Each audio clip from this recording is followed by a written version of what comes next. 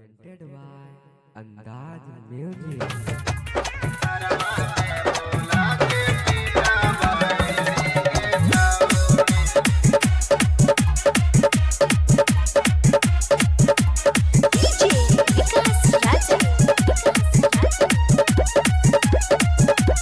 मिले कहलियो बाहर घरे बोलाइनी गे छौरी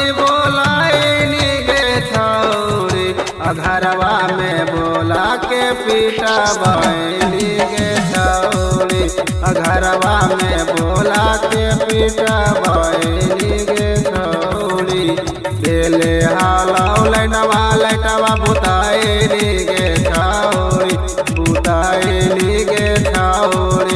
घरवा में बोला के पीटा बैली गे छौरी भाईबा से तू मार खेला बैली गे छौरी।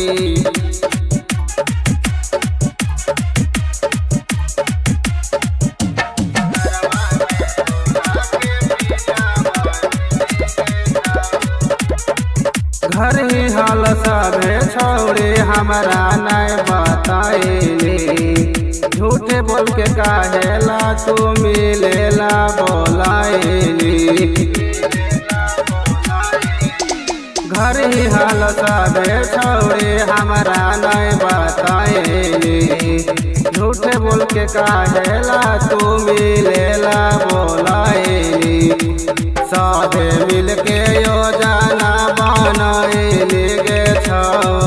बनाइली गे छौरी घरवा में बोला के पीटा बैली गे छौरी भाईबा से तू अपन मार खिलाइली गे छौरी।